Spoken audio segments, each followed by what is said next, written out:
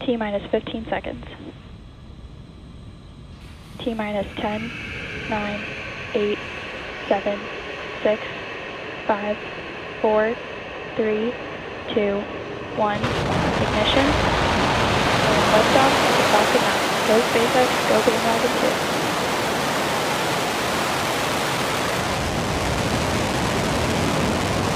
Vehicle pitching downrange.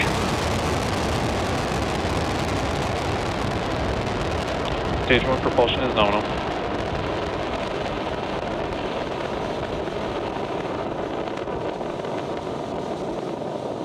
We've had good callouts from Mission Control that everything is looking good or nominal, as you're hearing from Mission Control.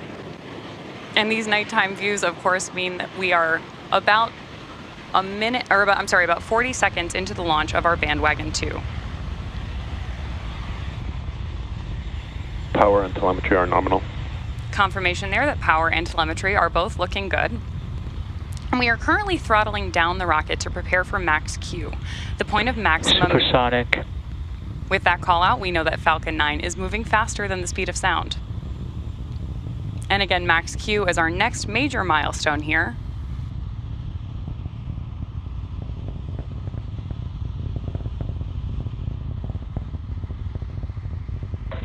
Max Q. That confirmation is important because max Q is the point of maximum aerodynamic stress on the vehicle. And with that, we now have several confirmation that we're beginning to chill the MVAC engine ahead of second engine start 1, which is just one of several events that we have coming up in quick succession here. Our next major milestone will be main engine cutoff, or MECO, where we will shut down the 9 Merlin engines on board the first stage. Shortly thereafter, we'll have stage separation, where that pusher within the inner stage will be activated to separate the first and second stages from each other. Then we'll flip the first stage around so it can make its way back to Earth, which you'll hear called out as Stage 1 flip, then Second Engine Start 1, or SES 1, before the start of our boost back burn.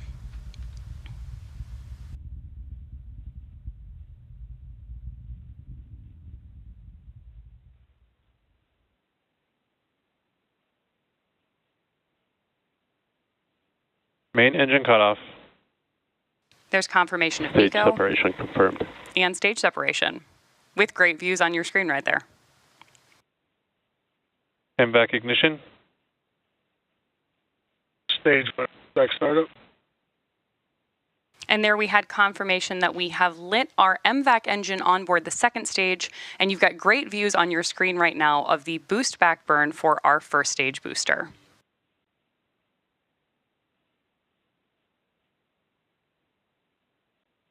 The next milestone we're expecting to hear called out by Mission Control is fairing separation. During fairing separation, those 2 fairing halves, which again are flight proven for today's mission, are going to be jettisoned away from one another before falling back to Earth.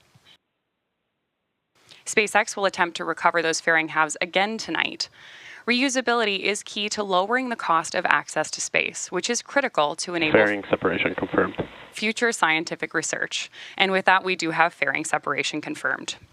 Stage back shutdown. And confirmation that our boost back burn has ended.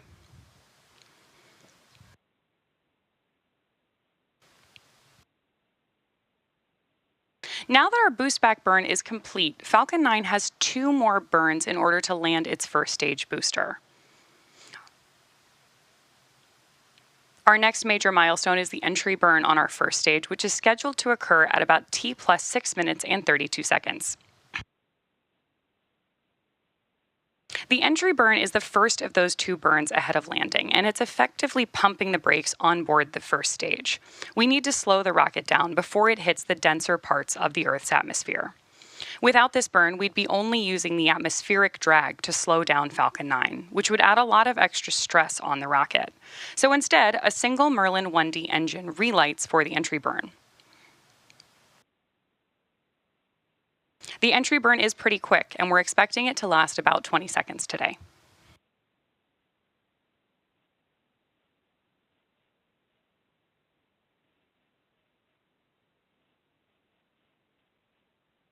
While it makes its way back to Earth, Falcon 9 is using 4 hypersonic grid fins, which are positioned near the top of the first stage to help steer as it heads back toward Landing Zone 4 at Vandenberg Space Force Base in California.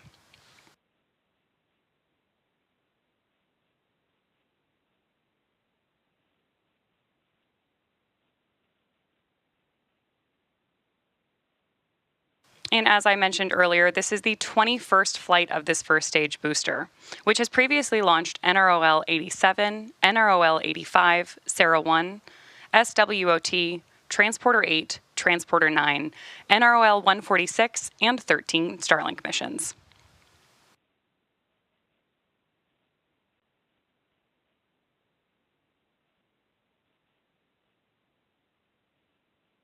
Right now, we are just about a minute away from that entry burn. And then following the entry burn, the booster will go through its final burn, the landing burn, which will slow the vehicle down for a successful land landing.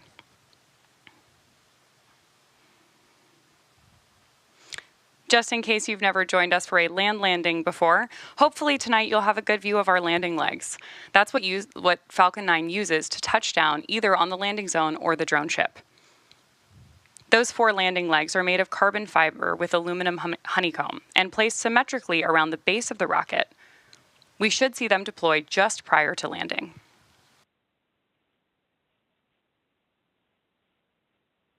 Of course, if you're joining us from Vandenberg, we're hoping that you will have a great view as this booster makes its way back to Earth for the 21st time, targeting a land landing at Landing Zone 4, which is just next to our launch pad.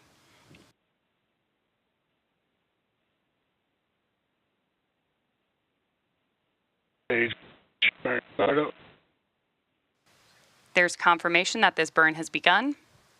And again, we're expecting the entry burn to last just about 20 seconds. Getting some good views of those grid fins as well.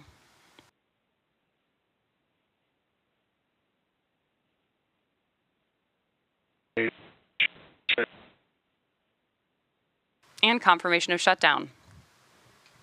As always, you can continue to follow the trajectory of both Stage 1 and Stage 2 in the bottom corners of your screen.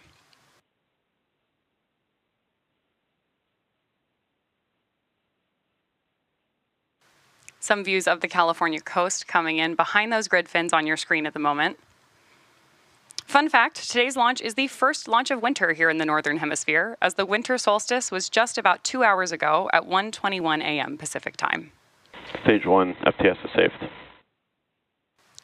Confirmation there that we're safe. And that Falcon 9 is transonic. Stage 2 terminal guidance. You'll notice Stage 1 landing burn. Confirmation of our landing burn.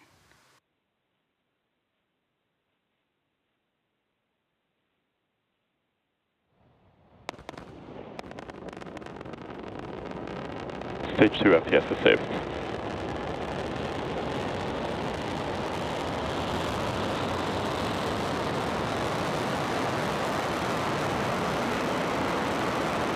Landing leg deployed.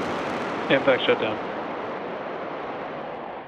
We did get great views of those landing legs. Stage 1 landing confirmed. And have confirmation of Stage 1 landing confirmed.